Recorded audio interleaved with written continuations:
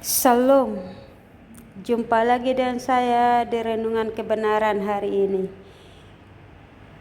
Firman Tuhan bagi kita pada hari ini terambil dari 1 Tesalonika 5 ayat 17 yang berkata, tetaplah berdoa. Tetaplah berdoa. Saya memberikan judul renungan kita pada hari ini dengan komitmen berdoa. Komitmen berdoa. Ada banyak penyebab mengapa orang berhenti atau menjadi malas berdoa. Kita bisa berkata bahwa kita punya alasan mengapa tidak berdoa lagi atau tidak meminta apapun kepada Tuhan. Yang pasti alasan utamanya biasanya karena kita sudah malas meminta, malas memohon, atau malas menundukkan kepala, dan malas juga untuk berbisik di dalam hati, mengakui bahwa kita tidak bisa mengendalikan keadaan. Kita perlu pertolongan Tuhan, bukan karena kita tidak percaya, bukan karena kita memberontak kepada Tuhan, hanya sekedar alasan malas saja. Seperti kalau Anda ditanya, kenapa hari ini bangun kesiangan? Ya, sulit dijawab karena alasannya sederhana saja, lagi malas rasanya badan Anda. Jika ditanya lebih dalam apa sebabnya, pasti Anda marah, karena memang sudah dibilang. Kita sendiri tidak tahu kenapa bisa begitu, hanya malas saja. Jika melihat anak Anda agak malas bangun pagi untuk sekolah, Anda menggunakan segala macam cara untuk meyakinkan dia betapa pentingnya bangun pagi untuk siap-siap ke sekolah. Kita mulai bilang bahwa sekolah itu demi masa depan, atau bahwa kerajinan akan membuahkan hasil di masa depan, dan lain sebagainya. Tetapi tetap saja anak Anda malas bangun pagi.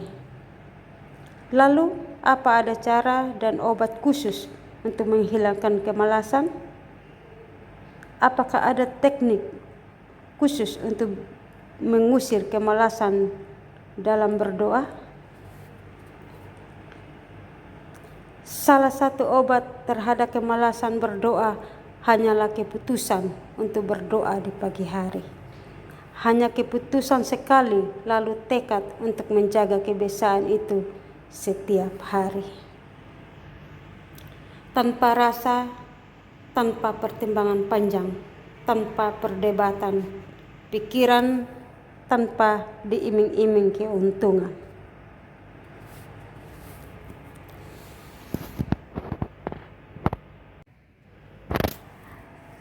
Tiba-tiba saja Anda membuat keputusan itu, dan dalam kurun waktu yang lumayan panjang, Anda berhasil menggeser semua hal yang mulanya Anda anggap lebih penting menjadi kurang penting dibandingkan doa pagi.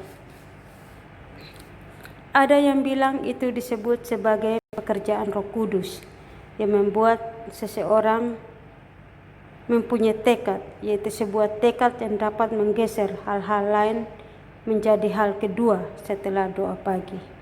Untuk itu perlu kita meminta Roh Kudus menolong agar memulihkan tekad kita untuk menendang ke pinggiran semua tipuan dunia terhadap tekad Anda untuk berdoa pagi. Tak ada ukuran berapa lama kita berdoa.